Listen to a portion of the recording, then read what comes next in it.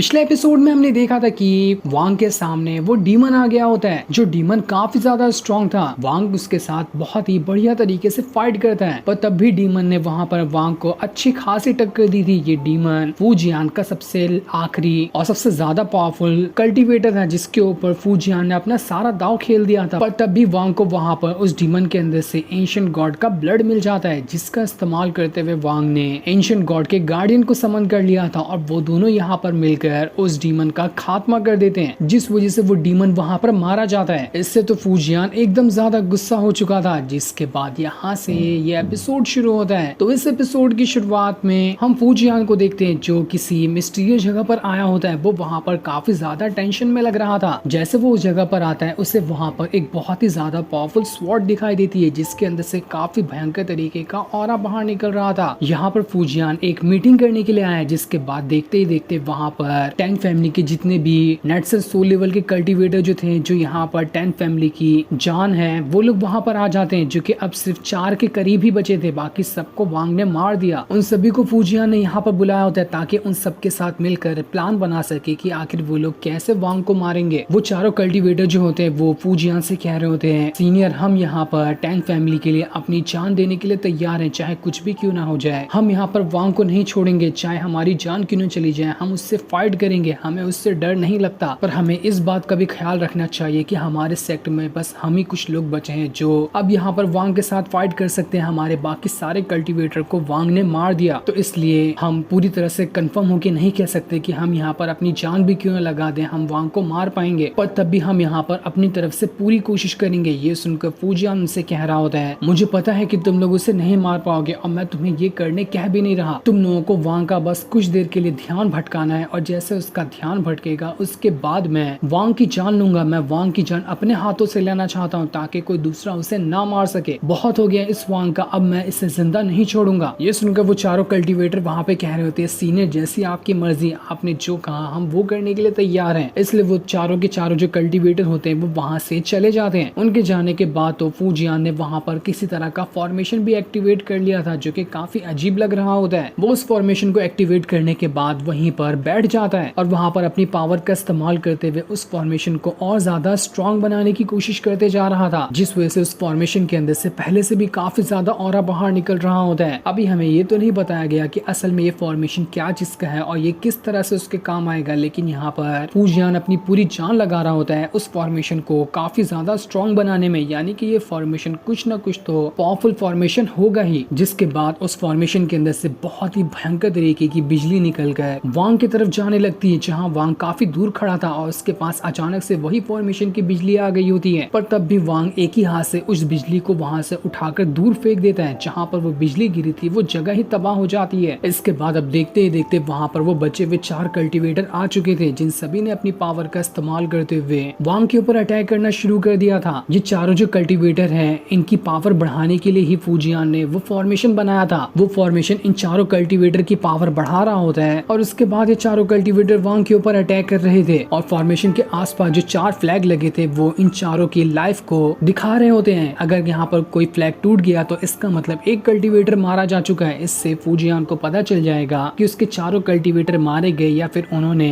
मिलकर वांग को ही मार डाला। जिसके बाद तो वांग और उन चारों पावरफुल कल्टीवेटर के बीच में फाइट शुरू हो गई थी। वो चारों लोग अपनी पावर का इस्तेमाल करते हुए वांग के ऊपर अटैक कर रहे होते हैं, लेकिन वांग बड़ी आसानी के साथ उनके सारे अटैक से बचते जा रहा था। उसने वहां पर अपना प्रोटेक्शन शील्ड बना लिया होता है, इसलिए कोई भी कितना भी अटैक क्यों ना कर ले, वांग को उनके अटैक का कुछ असर ही नहीं हो रहा था। इसके बाद उस शील्ड को तोड़ते हुए वांग ने वहां पर भयंकर सा भवंडर लेकर आ गया था। पर इस चीज से भी वो लोग जो चारों कल्टीवेटर थे, उन्हें कुछ नहीं होता। वो लोग यहाँ पर अपनी जान की बाजी लगाने के लिए आए थे, क्योंकि यहाँ पर वो मर ही क्यों ना जाए, वो वांग को मारने की कोशिश जरूर करेंगे। इसलिए वो लोग दोबारा से अपनी पावर को एक्टिवेट कर लेते हैं, जिनमें से एक ने तो वहां पर किसी तरह के स्पिरिचुअल बर्ड को बाहर निकाल लिया था। उसकी फायर पावर की वजह से वहां पर वो स्पिरिचुअल बर्ड बन गया होता है। इस चीज को देखकर टैंग फैमिली के जितने भी लोग नीचे से ये फाइट देख रहे थे, वो लोग कह रहे होते हैं, ये बर्ड तो बहुत ही ज्यादा कमाल की है। उस कल्टीवेटर ने अपना ट्रम्प कार्ड वाले बर्ड को बाहर निकाल लिया, जिसके बाद देखते ही देखते वो बर्ड वांग के पास आ गई होती है। लेकिन वांग वहां पर कह रहा होता है, जब मैंने तुम लोगों के बाकी कल्टीवेटर को मार दिया 9 में से, तो बस तुम 4 क्या चीज हो, मैं तुम लोगों को भी बड़ी आसानी के साथ मार सकता हूँ। जिसके बाद वो बर्ड जैसी वांग के ऊपर अटैक करने वाली थी, वांग वहां पर अपनी रेड लाइटनिंग की पावर को एक्टिवेट कर लेता है, जिसकी मदद से उसने एक ही अटैक क्या किया था, वहां पर जो वो बर्ड होता है वो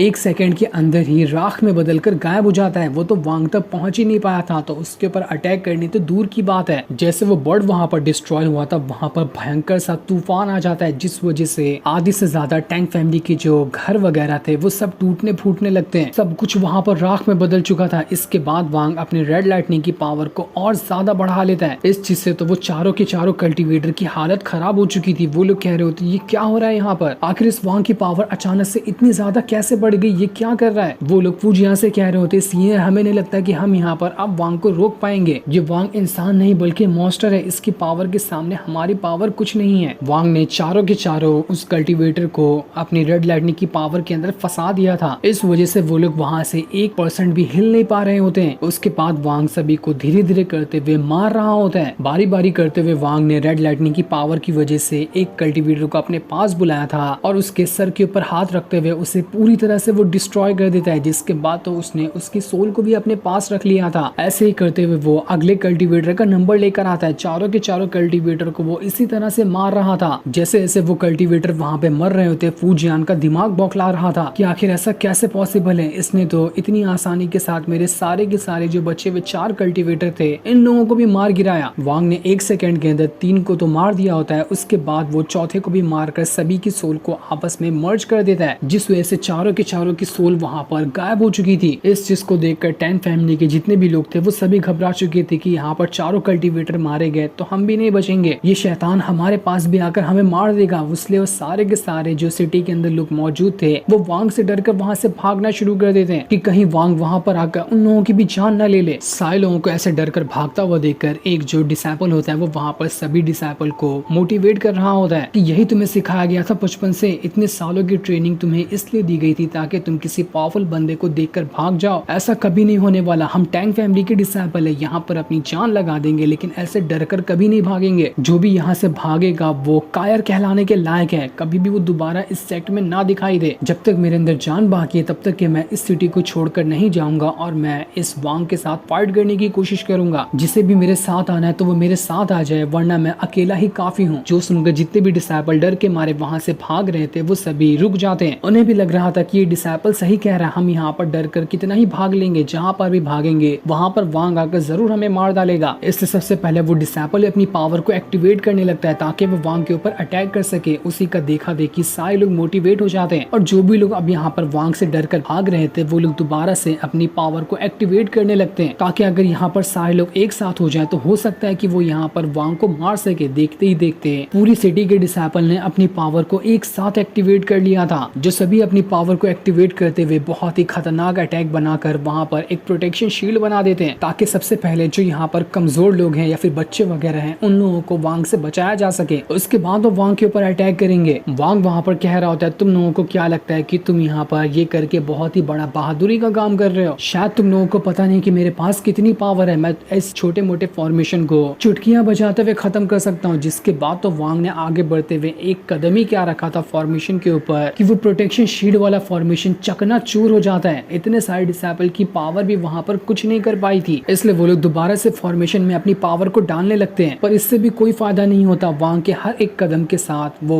फॉर्मेशन चकनाचूर होते जा रहा था। जिस भी डिसाइपल ने अपनी पावर की वजह से फॉर्मेशन को बनाया था, फॉर्मेशन टूटने से अपने आप ही उसकी हालत खराब हो रही होती है। वांग को तो वहां पर कुछ करने की जरूरत ही नहीं पड़ी थी। जैसे जैसे फॉर्मेशन टूट रहा था वैसे वैसे वो लोग अपने आप ही मरते जा रहे होते हैं। पर तब भी कुछ जो डिसाइपल वहां पर बचे हुए थे वो लोग अभी भी अपनी हार नहीं मान रहे होते हैं। वो लोग बस यहाँ पर कुछ देर के लिए वांग को रोकना चाहते थे ताकि यहाँ पर फुजियान आ जाए और यहाँ पर आने के बाद वो वांग की बैंड बजा देगा। वांग भी यहाँ पर बड़े मजे ले रहा होता है इन लोगों के और आराम आराम से अपना कदम रख रहा था ताकि इन लोगों को तड़पा तड़पा कर मार सके। जिसके बाद वांग ने एक ही बार अपनी रेड लाइटनिंग की पावर का अटैक क्या किया होता है, वहां पर जितने भी डिसाइपल थे वो सब के सब एक ही बार में मारे जाते हैं। अनगिनत डिसाइपल को वांग ने बस एक ही अटैक में ढेर कर दिया था। बस वो डिसाइपल वहां पर बच गया होता है जिसने सभी को मोटिवेट किया था, इसलिए वो आखिरी बार अपनी स्वॉर्ड लिए सीधा वांग की तरफ ही फेंक देता है। जिसके बाद देखते ही देखते वहां पर और भी बचे हुए डिसाइपल आ चुके थे। वो सभी मिलकर अब वांग के ऊपर अटैक कर रहे होते हैं। उन लोगों को पता चल चुका था कि वो फॉर्मेशन बनाकर तो वांग को नहीं रोक सकते, इसलिए वो लोग अब सीधा का सीधा वांग से लड़ने चले गए होते हैं। वांग तो वहां पर रेड लाइटनिंग की पावर की वजह से सभी को धूल मिट्टी की तरह उठा उठा कर फेंके जा रहा था। एक एक बार में कई सौ डिसाइपल मरते जा रहे थे वहाँ पर। वांग को पता था कि ये सारा काम फूजियान ही कहीं और छुप कर करवा रहा है, इसलिए वो वहाँ पर जोरदार आवाज में कहता है कि फूजियान, तुझे पता है ना कि तूने किस तरह से मेरी वांग फैमिली को मारा था, मेरे सारे के सारे लोगों को खत्म कर दिया तूने। आज मैं इसका बदला तुझसे लेने के लिए आया हूँ। ये बदला मैं 1-2 गुना नहीं बल्कि 100 गुना ज्यादा लूंगा, और जितना तूने मेरे फैमिली के लोगों को मारा था उससे 100 से 1000 गुना लोगों को मैं तेरी फैमिली के मार दूंगा। तो अब तुम मरने के लिए तैयार हो जा। जिसके बाद वांग ने उन 9 के 9 पावरफुल कल्टीवेटर जिसको उन्होंने मार दिया था, उन सभी की सोल को बाहर निकाल लेता है, क्योंकि वो सारी सोल अब वांग के कंट्रोल में आ चुकी थी। वो सोल बाहर निकलते साथ ही टैंक फैमिली के जितने मेंबर होते हैं उन सभी के ऊपर अटैक करना शुरू कर देती है। यही काम के लिए तो वांग ने सारी सोल को अपने पास रखा था। देखते ही देखते उन 9 पावरफुल कल्टीवेटर की सोल पूरे के पूरे टैंक फैमिली के सभी डिसेबल वगैरह को नोच नोच कर खा रही होती है। जिसके बाद वांग भी वहां से फूजियान की तरफ बढ़ना शुरू कर देता है। जो सीन दिखाते ही ये एपिसोड यहीं पर एंड हो जाता है।